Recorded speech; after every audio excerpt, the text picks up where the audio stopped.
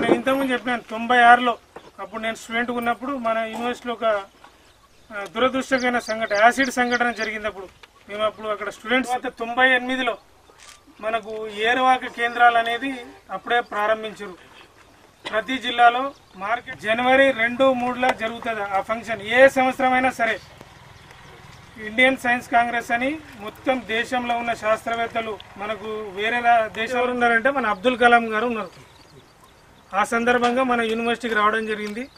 ఆ ప్రోగ్రామ్ ని నిర్వహించిన మొట్టమొదటి వ్యవసాయ విశ్వవిద్యాలయం యూనివర్సిటీ కూడా చేయలేదు ఇండియాలో అప్పటి వరకు. ఇప్పటి వరకు కూడా చేయలేదు. తర్వాత ఇంకొకటి ఏంటంటే అదే సంవత్సరము మనకు అమెరికా అధ్యక్షుడు రావడం జరిగింది. కొన్ని అక్కడ సీ టెక్నాలజీ రీసెర్చ్ సెంటర్ ఉంటుంది, దాన్ని సందర్శించడం జరిగింది. ఆ విధంగా మన యూనివర్సిటీ 2006 నుంచి యూనివర్సిటీ అదే పేరుతోని కొనసాగుతుంది. ఇక మన యూనివర్సిటీలో ముఖ్యంగా 3 విభాగాలు ఉంటాయి: బోధన, పరిశోధన, విస్తరణ. బోధన పరిశోధన అంటే పరిశోధన కేంద్రాలు. ఇప్పుడు మన జిల్లాలో చూసుకున్నట్టయితే రుద్రూర్ పరిశోధన కేంద్రం ఉంది. ఇక్కడ కమ్మరిపల్లిలో తెలంగాణ రాష్ట్రం ఆవిర్భవించిన తర్వాత మనకు ఏం చేయాలనేది సమస్య వచ్చింది. మరి అప్పటి వరకు 3 అయినాయి: అగ్రికల్చరు, హార్టికల్చర్, వెటర్నరీ ఉన్నాయి. మరి తెలంగాణకి 3ని కలిపి ఒకటి పెట్టుకోవాలన్నా, మళ్ళీ మనం కూడా 3 పెట్టుకోవాలంటే మన వాళ్ళు ఎప్పుడు విభజనకు ముందే ఉంటారు కదా. మళ్ళీ సేమ్ అగ్రికల్చర్కు professor Jayashankar Telangana agriculture university అని హైదరాబాదు. తర్వాత హార్టికల్చర్కి వచ్చి ఇంకొక ఆయన సార్ పేరు ఎందుకు పెట్టారంటే దాదాపు ఆయన తెలంగాణ ఉద్యమానికి, తెలంగాణ రాష్ట్రం ఏర్పడడానికి ఆయన సిద్ధాంతకర్త. ఆయన ప్రత్యక్షంగా ఉద్యమంలో పాల్గొకపోయినా ఆయన వ్యాసాల ద్వారా కానీ ప్రచురణల ద్వారా కానీ ఎంతోమంది విద్యార్థులను, ఉద్యోగులను అందరినీ కూడా ఉత్తేజితవంతం చేసిండు. కాబట్టి మనకు తెలంగాణకు పితామహుడు లాంటి వాడు తెలంగాణ రాష్ట్రానికి. సో ఆయన పేరుని, ఆయన చేసిన సేవల్ని స్మరించుకోవడానికి ముఖ్యంగా ఆయన కూడా విద్యావేత్త. ఆయన మామూలు మనిషి కాదు. ఆయన కాకతీయ యూనివర్సిటీకి వైస్ ఛాన్సలర్, ఉపకులపతి. ఎట్లయితే మనకు ప్రొఫెసర్ జయశంకర్ విశ్వవిద్యాలయం ఉందో ఆయన కూడా కాకతీయ యూనివర్సిటీ వరంగల్కి వైస్ ఛాన్సలర్గా పనిచేశారు. ఆయన పనిచేసి కూడా ఈ ఉద్యమంలో స్ఫూర్తిగా అందరినీ ఉత్తేజితవంతులు చేసి, అయితే దురదృష్టవశాత్తు ఏంటంటే ఆయన తెలంగాణ రాష్ట్రం మనకు సాకారం కాకముందే వారు స్వర్గస్థులైనారు. అయితే ఈ విధంగా మనకు ఎప్పుడైతే ప్రొఫెసర్ జయశంకర్ ఏర్పడ్డ తర్వాత హార్టికల్చర్ యూనివర్సిటీ కింద కొండా లక్ష్మణ్ బాపూజీ హార్టికల్చర్ యూనివర్సిటీ అది పెట్టారు. అది ఇప్పుడు బహుశా మరి ముఖ్యమంత్రి గారి జిల్లాలో మెదక్లో ఏర్పడవచ్చు. ఇంకొకటి మన తెలంగాణ ప్రాంతం నుంచి దాదాపు ప్రధానమంత్రి స్థాయికి ఎదిగినటువంటి పివి నరసింహారావు వారిని కూడా స్మరించుకోవాలనే ఉద్దేశంతో వెటర్నరీ యూనివర్సిటీకి ఆయన పేరు పెట్టారు. Shri PV Narasimha Rao Telangana state veterinary university. ఈ విధంగా ఇప్పుడు మన రాష్ట్రంలో జయశంకర్ గారి పేరు మీద వ్యవసాయ విశ్వవిద్యాలయము, కొండా లక్ష్మణ్ బాపూజీ గారి పేరు మీద హార్టికల్చర్ యూనివర్సిటీ, పివి నరసింహారావు గారి పేరు మీద వెటర్నరీ యూనివర్సిటీ, ఈ విధంగా 3 విశ్వవిద్యాలయాలు పనిచేస్తున్నాయి. అది ఏ మండలం? వరంగల్ మండలేనా? మరి గ్రామం ఏది? మరి అది మండలం అయితే గ్రామం ఏది? సరే కనుక్కొని చెప్పండి. సో సార్ గ్రామం కూడా డెవలప్ అవుతలేదట ఈ మధ్యలో. సార్ను పట్టించుకోవట్లేదు. సార్ గ్రామం కూడా మన ఈ మధ్యలో గ్రామ జ్యోతి, మన ఊరు మన ప్రణాళిక, అసలు సార్ని మర్చిపోయినామని పేపర్ వాళ్ళు చాలా ఆవేదన వ్యక్తం చేశారు. సో అందులో భాగంగా వారు ఇంతకుముందు చెప్పినట్టు తెలంగాణ రాష్ట్రం ఏర్పడక ముందే వారు స్వర్గస్థులైనారు. సో దాని తర్వాత నేను ఇంతకుముందు చెప్పినట్టు మనకు ఈ తెలంగాణ రాష్ట్రం కింద మనకు 3 జోన్లు ఉంటాయి: ఉత్తర తెలంగాణ, మధ్య తెలంగాణ, దక్షిణ తెలంగాణ. మనం ఉన్నది ఉత్తర తెలంగాణ. దీని కింద 3 జిల్లాలు: ఆదిలాబాద్, నిజామాబాద్, కరీంనగర్. సో చెప్పాను సారు ఆయన కేవలం అంటే ఉద్యమంలో పాల్గొనలేదు, తన ప్రచురణల ద్వారా ఎంతో మందిని ఉత్తేజపరిచి ఈరోజు మనకు తెలంగాణ రాష్ట్రం సాకారం కావడానికి ఆయన ఎంతో ఉన్నతమైన కృషి చేశారు. కాబట్టి ఆయన ఒక విద్యావేత్త, మరి మామూలు సాధారణ మనిషి కాదు, విద్యావేత్త, వైస్ ఛాన్సలర్ స్థాయికి ఎదిగిన వ్యక్తి. మరి ఆయన గుర్తుపెట్టుకోవాలనే ఉద్దేశంతో ఒక ప్రతిష్టాత్మకమైన వ్యవసాయ విశ్వవిద్యాలయానికి ఆయన పేరు పెట్టడం జరిగింది. కూడా మనకు పరిశోధనా స్థానాలు ఉంటాయి, తర్వాత కాలేజీలు ఉంటాయి, తర్వాత ఈ విస్తరణ కేంద్రాలు, కృషి విజ్ఞాన కేంద్రాలు, విస్తరణ కేంద్రాలు ఉంటాయి. ఆదిలాబాద్ తీసుకుంటే ఆదిలాబాద్ టౌన్లోనే హార్టికల్చర్ పాలిటెక్నిక్, అంటే మనకు పండ్లు, కూరగాయలు, పూల తోటలు రీసెర్చ్ స్టేషన్ ఉంది ఆదిలాబాద్ టౌన్లోనే. అది ఎక్కువ పత్తి, సోయా చిక్కుడు మీద పనిచేస్తుంది.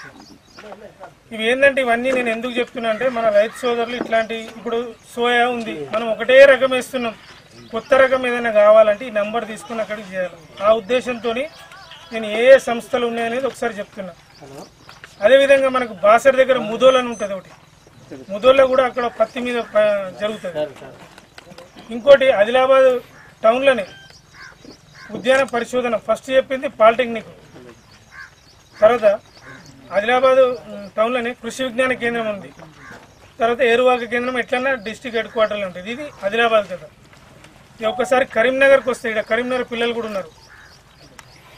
జగిత్యాలనేమో కాలేజ్ ఉంది, ఈ మన పిల్లలందరూ అదే కాలేజీ వాళ్ళు. అక్కడనే పాలిటెక్నిక్ ఉంది.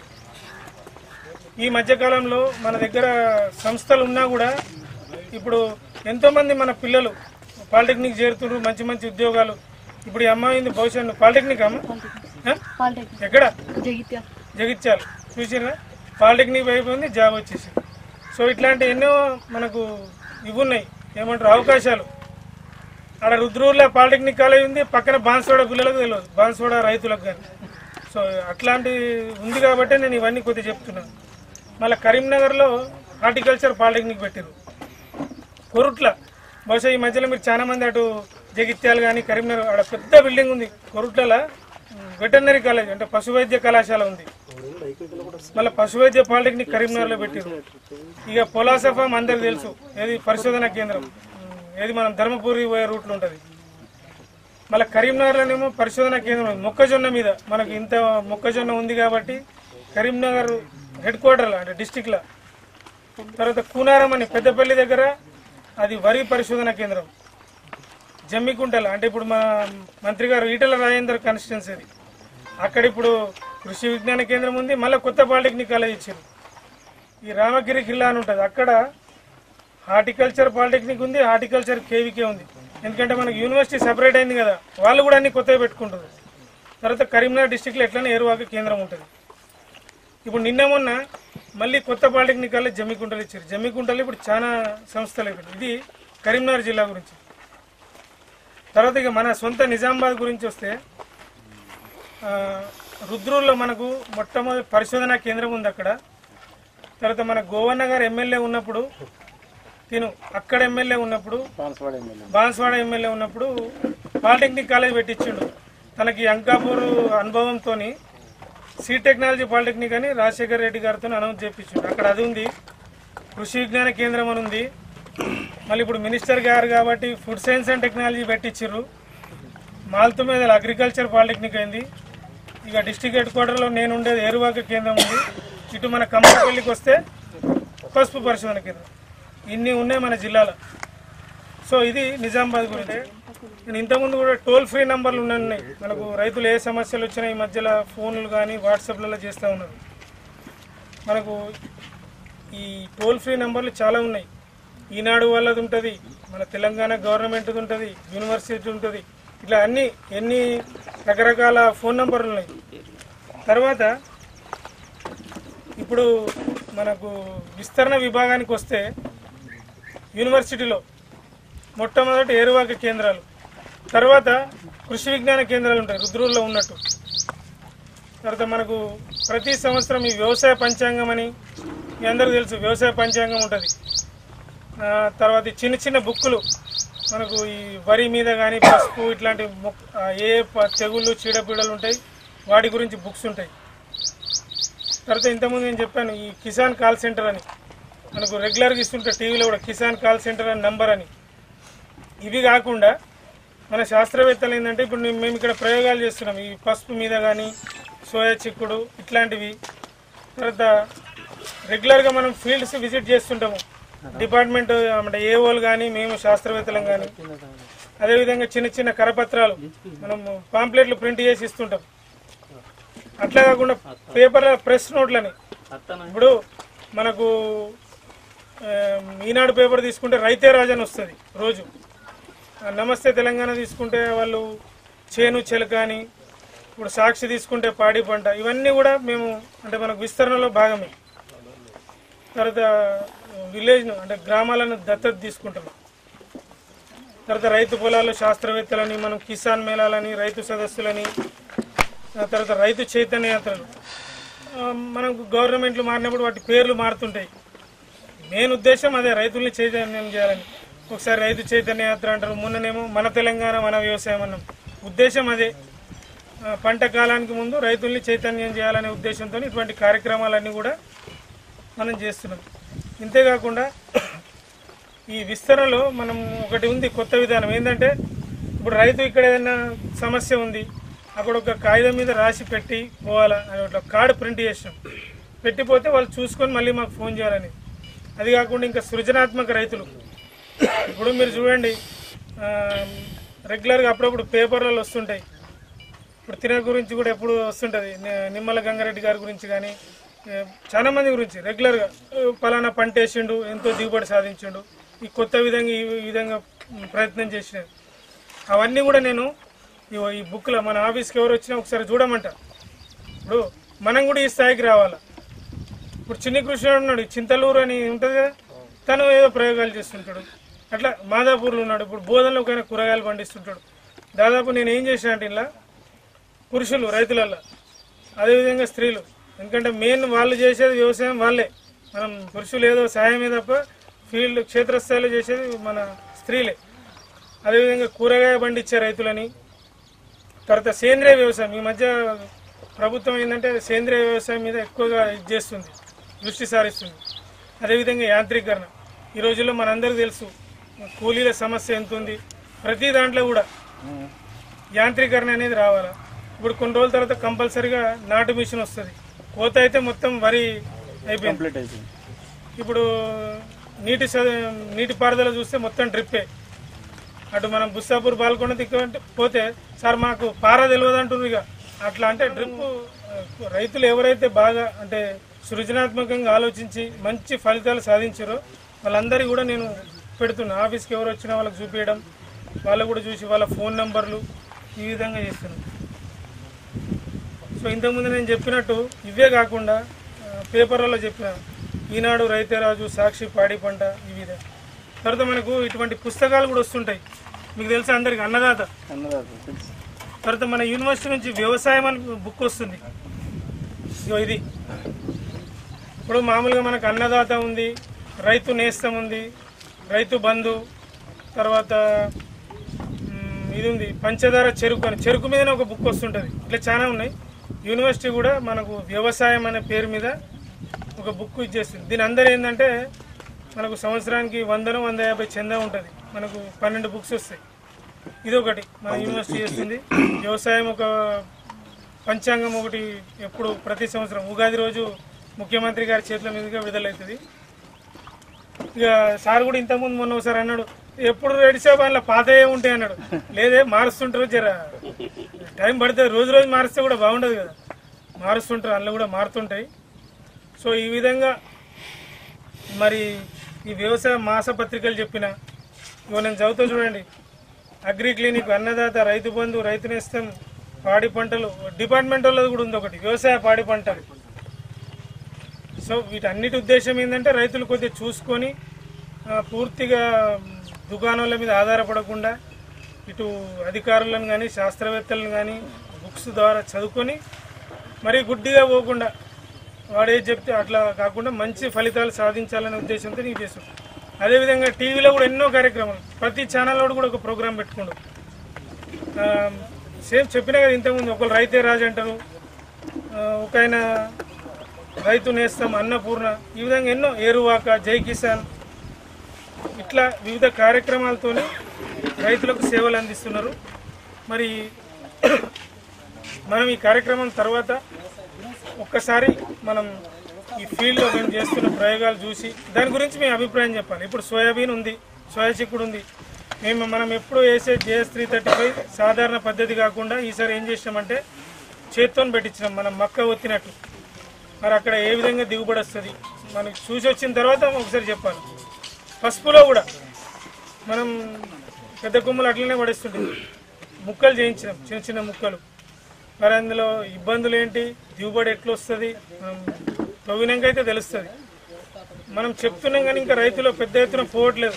కొందరు ఈసారి బాగానే అటు చేపూరు అంకాపూరు పెట్టిరు చిన్న చిన్న ముక్కలు వచ్చి, మనం మరీ ఇంకా చిన్నగా చేయమంటున్నాం. కొన్ని అందులో అపోహలు ఉన్నాయి, సార్ పెరుగది ఊరది అని అన్నీ ఊరుతాయి. కాకపోతే ఈసారి చూద్దాం.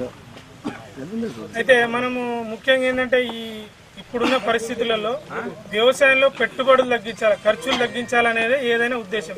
ఇప్పుడు వరి ఉన్నది, ఇంతకుముందు చెప్తున్నారు కదా, నేను మరి మనం తుకం వేసి నాటాల్సిన అవసరం లేదు. వెదజల్లే పద్ధతి ఉంది, తన ఆరుతడి పద్ధతి, ఇట్లాంటి ఖర్చు తగ్గించే పద్ధతుల మీద మనం దృష్టి సారించాల్సిన అవసరం ఉంది. మరి ఇట్లాంటి పద్ధతులు అవలంబించి అంటే అధికారులు కానీ శాస్త్రవేత్తలు కానీ యూనివర్సిటీ ఎన్నో కార్యక్రమాలు చేస్తుంది. మరి మనందరం బంగారు తెలంగాణ నిర్మించాలనుకుంటున్నాం, చేయాలంటున్నాం. కాబట్టి అందులో రైతుల పాత్ర లేనిది ఏది సాధ్యం కాదు. మనది గ్రామీణ దేశము, తర్వాత అందులో ముఖ్యంగా వ్యవసాయము ఆధారపడ్డ దేశము. తెలంగాణలో ఇంతకుముందుగా చెప్పినట్టు ముఖ్యమంత్రి గారు కానీ మంత్రి గారు కానీ సీడ్ బౌల్ చేయాలనుకుంటున్నారు. అంటే విత్తన భాండాగారం, దేశం మొత్తం మీదకి అవసరమయ్యే సీడ్ మన దగ్గర నుంచే ఉత్పత్తి చేయాలనుకుంటున్నారు. అది వాళ్ళు చేయలేరు, మంత్రి గారు చేయలేరు, ముఖ్యమంత్రి చేయలేరు. మనం చేయాల్సింది రైతులు. సో మనం ఆ దిశగా మనందరం కూడా కష్టపడి, యూనివర్సిటీ సాయం ఉంటుంది, అది అటు వ్యవసాయ శాఖ ఉంది. మరి ఎంతసేపు మనం 1-2 గ్రామాల గురించి చెప్తాం. అంకాపూర్ అన్నారు, ఇప్పుడు అంకాపూర్ పోయి అంకాపూర్ తర్వాత అంక్సాపూర్ అంటారు. ఈ మధ్యలో పేపర్ వచ్చింది, నేను చెప్పట్లేదు ఇవన్నీ. మరి అట్లా మన పడకలు ఎందుకు కావద్దు, ఇంకా వేరే గ్రామాలు ఎందుకు కావద్దు అనే ఉద్దేశంతో మన గ్రామంలో ఇంతకుముందు మొన్న వర్షపాతం కొలిసేది కూడా పెట్టించినాం. సో మన గ్రామం కూడా ఆ స్థాయిలో వెళ్ళాల, మరి ఆ స్ఫూర్తి కొనసాగించాలని చెప్పి నేను ఆశిస్తూ, మరి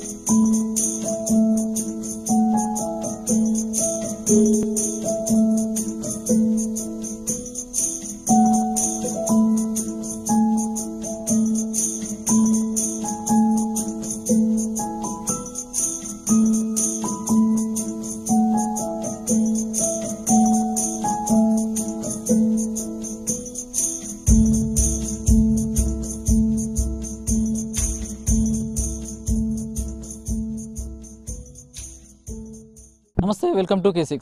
ఇప్పుడు ప్రస్తుతం మనం నిజామాబాద్ జిల్లా జక్రాన్పల్లి మండలం పడకల్ గ్రామంలో ఉన్నాము. అయితే తెలంగాణ సిద్ధాంతకర్త ప్రొఫెసర్ జయశంకర్ ఆయన పేరుతో ఇక్కడ మనకి ఇంతకుముందు ఉన్న ఎన్జీ రంగా విశ్వవిద్యాలయం ఆయన పేరుతో ప్రొఫెసర్ జయశంకర్ తెలంగాణకు సంబంధించిన వ్యవసాయ విశ్వవిద్యాలయం దాన్ని ఏర్పాటు చేయడం జరిగింది. అయితే వ్యవసాయ విశ్వవిద్యాలయం ఏర్పాటై ఈ రోజుకి సంవత్సరం పూర్తిగా వస్తున్న సందర్భంగా దాని వ్యవస్థాపక దినోత్సవం సంబంధించి ఇక్కడ పడకల్ గ్రామంలో ఏరువాక కేంద్రం ఆధ్వర్యంలో ఈ కార్యక్రమం నిర్వహిస్తున్నారు. అయితే ఇక్కడ ఈ క్షేత్రస్థాయి సందర్శన సంబంధించి ఆ విశ్వవిద్యాలయం విశ్వవిద్యాలయానికి సంబంధించిన విద్యార్థులు కూడా గత 16 మంది విద్యార్థులు ఇక్కడ 6 నెలలకు సంబంధించిన ప్రత్యేక కోర్సు ద్వారా ఇక్కడికి రావడం జరిగింది. అయితే అదేవిధంగా వాళ్ళు రోజువారీగా క్షేత్రస్థాయి సందర్శనకు సంబంధించి ప్రతి పంటలు ఇక్కడ పండుతున్న పంటల సాగు విస్తీర్ణం ముఖ్యంగా చూసుకున్నట్లయితే వరి, మొక్కజొన్న, సోయా తదితర పంటలపై, కూరగాయల పంటలపై కూడా వాళ్ళు ఎప్పటికప్పుడు క్షేత్రస్థాయి పరిశోధన చేస్తున్నారు.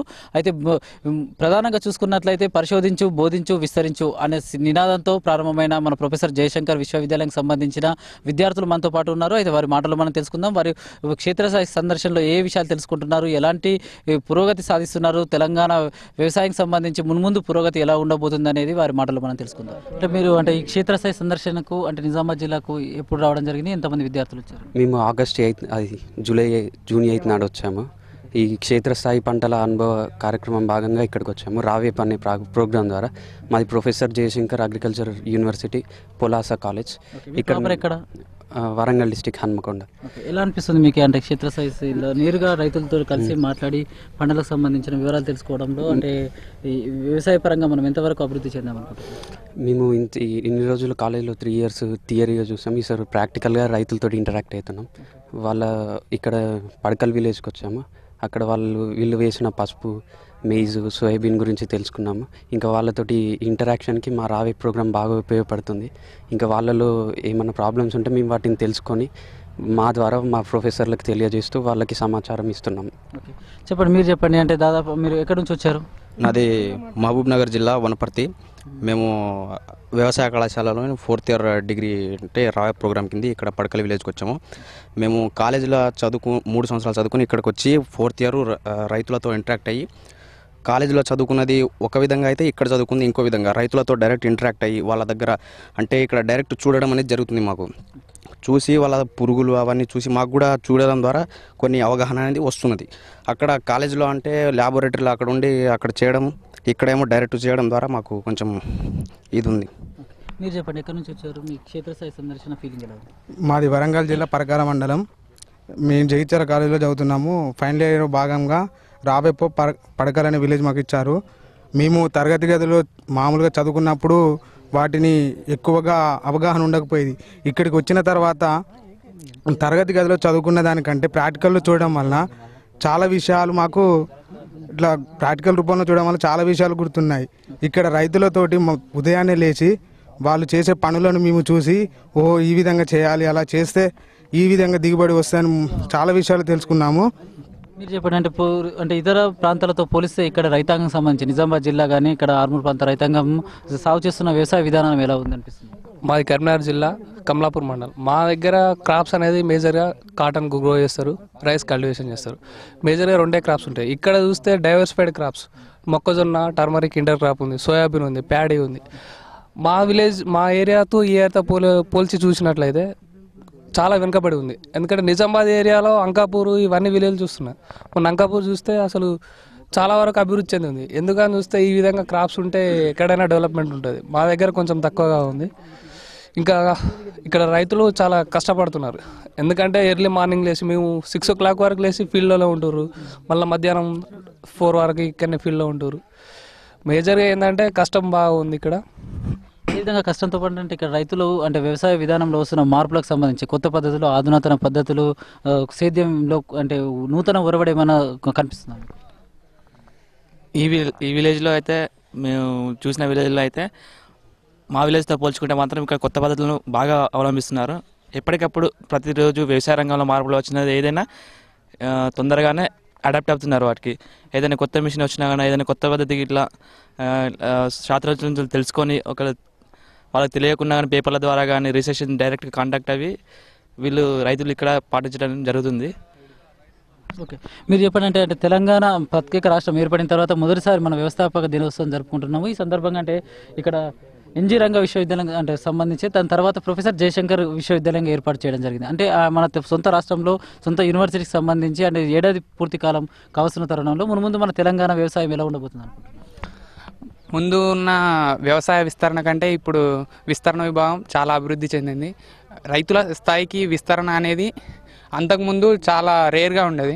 ఇప్పుడు మాత్రం విస్తరణ గ్రాస్ రూట్ లెవెల్కి చాలా వెళ్ళింది. ఇక్కడ నాది నిజామాబాద్ డిస్టికే, కామారెడ్డి. కాకపోతే మా దగ్గర కంటే ఇక్కడ ఆర్మూర్ డివిజన్లోనే డెవలప్మెంట్ చాలా ఎక్కువ ఉంది. మా దగ్గర వాటర్ ఉంది, అన్ని ఫెసిలిటీస్ ఉన్నాయి, కాకపోతే డైవర్సిఫైడ్ క్రాప్స్ లేవు. మళ్ళా శాస్త్రజ్ఞులు చేసే పరిశోధనలు అక్కడి వరకు అందట్లేదు, ఇక్కడ తొందరగా అందుతున్నాయి. ప్లస్ ఫార్మర్స్ కూడా చాలా కష్టపడతారు, కొత్త పద్ధతులను కూడా తొందరగా అడాప్ట్ చేసుకుంటున్నారు ఇక్కడ.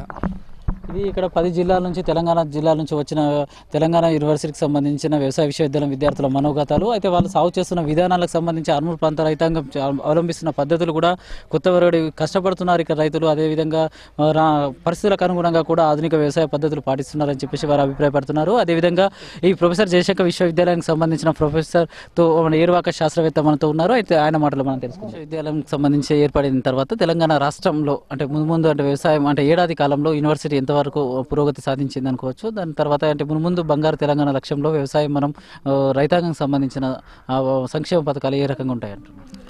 అంటే ఉమ్మడి రాష్ట్రంలో మనకు విశ్వవిద్యాలయంలో పరిశోధనా స్థానాలు కానీ వ్యవసాయ కళాశాలలు కానీ అదేవిధంగా విస్తరణ కేంద్రాలు తక్కువగా ఉండేవి. ఇప్పుడు మన రాష్ట్రం ఏర్పడిన తర్వాత వ్యవసాయ కళాశాలల సంఖ్య అదేవిధంగా పరిశోధనా స్థానాలు విస్తరణ విభాగాన్ని బాగా పటిష్టం చేసి రైతు స్థాయిలో నూతన పరిశోధనలు కానీ నూతన కార్యక్రమాలు కానీ రైతు వరకు చేరే విధంగా అన్ని కార్యక్రమాలని పటిష్టంగా రూపొందించడం జరుగుతుంది.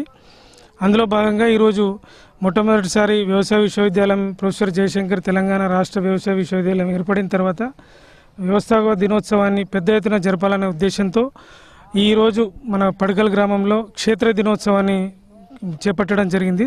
దాంట్లో భాగంగా ఈ గ్రామ రైతుల్ని మేము చేస్తున్నటువంటి ఈ ప్రథమ శ్రేణి ప్రదర్శనలు కానీ క్షేత్రస్థాయి ప్రయోగాలని ముఖ్యంగా సోయా చిక్కుడులో విత్తన మోతాదును తగ్గించి సాగు చేయాలనే ఉద్దేశంతో మేము ఇక్కడ ఒక ప్రథమ శ్రేణి ప్రదర్శన ఏర్పాటు చేయడం జరిగింది.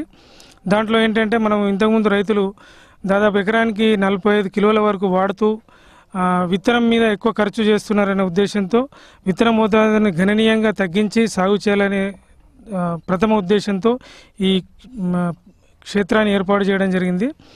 అయితే ఇక్కడ దాంతోపాటు దాదాపు దశాబ్ద కాలంగా మనము రైతులు JS 335 అనే ఒకే రకం మీద ఆధారపడుతూ ఉన్నారు.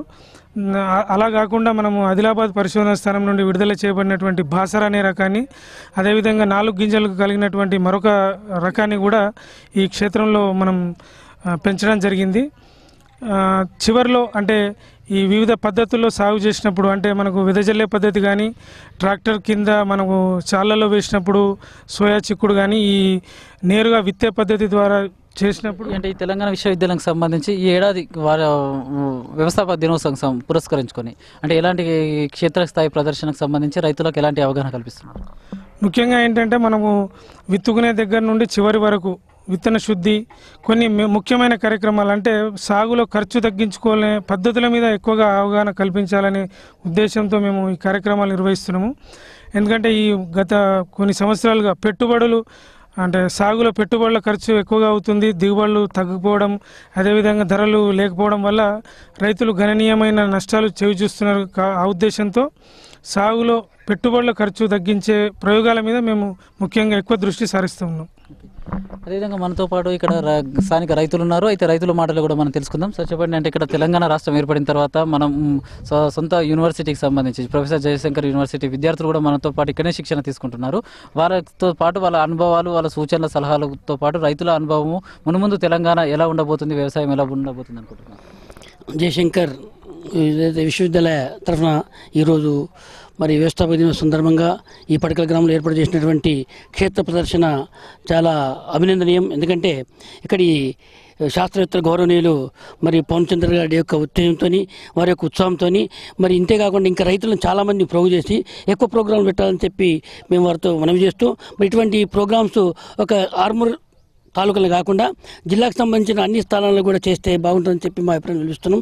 అదేవిధంగా మరి తెలంగాణ వచ్చిన తర్వాత మరి బంగారు తెలంగాణ సాధించిన దిశలో వ్యవసాయానికి పెద్దపీట వేస్తున్న తరుణంలో మనం రైతుల ముందు వస్తేనే మరి ఈ బంగారు తెలంగాణ సాధ్యమవుతుంది. కాబట్టి రైతుల ముందుకు రావాలంటే ప్రభుత్వం ఏ ఆశయంతో పెడుతుందో ఆశయం పూర్తి రైతు చేతులకు రావాల్సినప్పుడే మరి ఇది నెరవేరుతుందనే మాట మేము ప్రభుత్వానికి కూడా విజ్ఞప్తి చేస్తున్నాం. అదేవిధంగా ఇక్కడ ఉన్న యువకులు ఏదైతే రేపు జాబ్లకు రాబోయే వాళ్ళతో కూడా ఒక విజ్ఞప్తి ఏంటంటే కష్టపడంత ఫలితం ఉంటుంది. కాబట్టి దయచేసి మీరు వ్యవసాయ కుటుంబంలోకి వచ్చారు కాబట్టి మీరు కూడా వ్యవసాయం అంటే చిన్న మొక్క ఎవరైనా పిల్లని పెళ్లి చేయబోతే అంటే ఏం వ్యవసాయం వ్యవసాయ పిల్లలు ఇస్తే ఉందా ఏ డాక్టర్కో ఏ కండక్టర్కో ఏ కలెక్టర్కో ఇస్తే బాగుంటుందని దృక్పథం ఉంది. కాబట్టి ఆ దృక్పథం పోవాలంటే సమాజం పోవాలంటే వ్యవసాయం కూడా ఒక మంచి ప్రొఫెషన్ అనే స్థాయికి తీసుకోవాల్సిన అవసరం మరి యువకులు రాబోయే తరాల యువకులకు ఉందని మనం చేస్తూ ముఖ్యంగా ఇటువంటి ప్రోగ్రామ్స్ ఇంకా జిల్లాలో అనేక ప్రాంతాల్లో పెడితే కూడా బాగుంటుందని చెప్పి ఈ సందర్భం మేము గవర్నమెంట్కు అప్పీల్ చేస్తున్నాము. అదేవిధంగా ప్రొఫెసర్లను మరి శాస్త్రవేత్తలను కూడా రిక్వెస్ట్ చేస్తున్నాము. మాకు ముఖ్యంగా మరి గాంధార మండలం పొతంగ గ్రామం, నేను జెడ్పీ వైద్యం పనిచేసిన కాబట్టి ఈ గంగారెడ్డి గారితో నాకు మంచి అనుబంధం ఉంది. మరి ఎప్పుడైనా నాకు ఏ సమస్య వచ్చినా మరి ఇటు ఆఫీసర్లతో ఇటు ప్రొఫెసర్లతో ఇటు డాక్టర్తో మరి రుద్రరావు కానీ లేకుంటే మన అక్కడ యూనివర్సిటీకి కానీ అదేవిధంగా మరి ఇక్కడ శాస్త్రవేత్తలతో మాట్లాడడం జరుగుతుంది. ఎందుకంటే ఎంతవరకు పోయినా అక్కడ దుకాణంలో చెప్పిందే వేదం అయిపోతుంది. కానీ అది కాకుండా మనకు బుక్ నాలెడ్జ్ ఉంటే బుక్ నాలెడ్జ్ ఏమంటుంది, షాప్లో స్టాక్ ఏమంటుంది, ఫీల్డ్ మీద పురుగు ఏమంటుంది, పురుగు మీద రోగం ఏమంటుంది, అవన్నింటి కంపేర్ చేసుకునే కెపాసిటీ రైతులకు వచ్చినప్పుడే మరి బంగారు తెలంగాణ సాధించుకునే అవకాశం ఉంటుంది. కాబట్టి అటువంటి జ్ఞానాన్ని మనందరి రైతులకు రావాల్సిన అవసరం ఎంతైనా ఉంది. మరి ఇక్కడ చూస్తే మరి సార్ ఇంత కష్టపడి జిల్లా స్థాయి ప్రోగ్రాం ఇక్కడ పెడితే మరి ప్రాపర్ రైతులు లేరు. ఎందుకంటే మాకు వచ్చింది బ్రహ్మ విద్య అని చాలామంది అనుకుంటారు. కానీ నేను మాత్రం ఎప్పుడు దాన్ని ఏకీభవించను. ఎందుకంటే నేర్చుకునేటప్పుడు మనకి ఎంత ఉందో తక్కువని అనుకుంటాం. కొత్త జనరేషన్లో కొత్త సైంటిఫిక్ కొత్త టెక్నాలజీ పెరుగుతుంది. కాబట్టి రైతులు ఎప్పటికప్పుడు ఈ టెక్నాలజీ ఎంచుకొని ఈ అవగాహన చేసుకొని మన పరిస్థితి లేనిది, మన ఆర్థిక ఇబ్బందులు లేనిది, మన సామాజిక ఇబ్బందులు లేనిది, మన వాతావరణ ఇబ్బందులు లేనిది అవన్నీ దృష్టిలో పెట్టుకొని శాస్త్రంతో సంకేతంగా పోతే కొంచెం తప్పకుండా బంగారు తెలంగాణ సాధించుకోవచ్చు. పాడి పంట శుభ్రంగా చేసుకోవచ్చని, కాకపోతే కష్టపడాలి. సార్ అదేవిధంగా మరో రైతు మనతో ఉన్నారు. అయితే చెప్పండి, అంటే ఇక్కడ కొత్త ఇంకా వ్యవసాయ విధానంలో కొత్త వంగడాలు రావాల్సిన అవసరం ఏమైనా ఉందంటారా? ఈరోజు మన ప్రొఫెసర్ జయశంకర్ వ్యవసాయ విశ్వవిద్యాలయము మొదటి సంవత్సరము జరుపుకున్న సందర్భంగా మా వ్యవసాయ క్షేత్రంలో ఈరోజు ఏర్పాటు చేయడం జరిగింది. ముఖ్యంగా మన రైతు సోదరులందరూ ఇక్కడ చాలా జాగ్రత్తగా శ్రద్ధగా పంటలను గమనిస్తున్నారు. ఎందుకంటే నేను ఈ సోయా పంటను చాలా వినూత్న పద్ధతిలో సాగు చేశాను. అలానే పసుపును కూడా చాలా వినూత్న పద్ధతిలో సాగు చేశాను. ఇది సోయా పంట ఎలాగంటే ప్రధానంగా చూసుకున్నట్లయితే కొత్త వంగడాలు ఎలాంటి ఇంకా రావాలనుకుంటున్నారు? అదే టెక్నాలజీ, యంత్ర పరికరాలు, యంత్ర పనిముట్లు కూడా ఇంకా ఎలాంటి ఇంకా మన పరిశోధన జరగాల్సిన అవసరం ఉందంటారు తెలంగాణలో? మనకి ఇప్పుడు మన యూనివర్సిటీ ఏర్పడిన సందర్భంగా మనకు ఇంకా రైతులకు ఆధునిక టెక్నాలజీ ఎంతైనా పరిచయం చేయాలి, తప్పదు ఇది. ఎందుకంటే పెట్టుబడులు తక్కువ పెట్టి మనకు దిగుబడులు ఎక్కువ సాధించుకోవాలంటే మన ఇప్పుడు ఇంజనీరింగ్ స్టూడెంట్స్ కానీ ఇంకా మిగతా శాస్త్రవేత్తలు కానీ కొత్త కొత్త వరి వంగడాలను మనకు రైతులకు పరిచయం చేసి తక్కువ విత్తనంతో ఎక్కువ దిగుబడి ఎలా సాధ్యమో అవి రైతులకు పరిచయం చేయాల్సిన అవసరం ఎంత ఉన్నది. ఆల్రెడీ ఇప్పటికి కూడా కొన్ని రకాల వంగడాలు రైతులకు దగ్గరికి తేయడం జరిగింది. దానిలో భాగంగానే ఈరోజు సోయాబీన్లో మన బాసర అనే రకాన్ని సాగు చేయడం జరిగింది.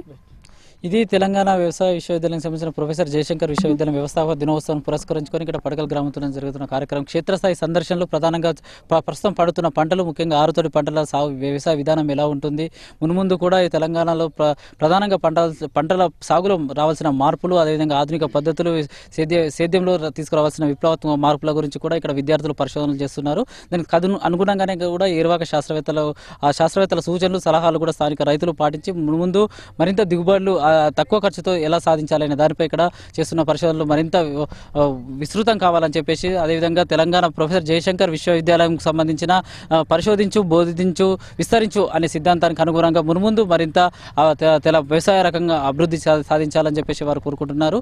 కెమెరా పర్సన్ శ్రీనివాస్తో వెంకటనారాయణ, K6 నిజామాబాద్.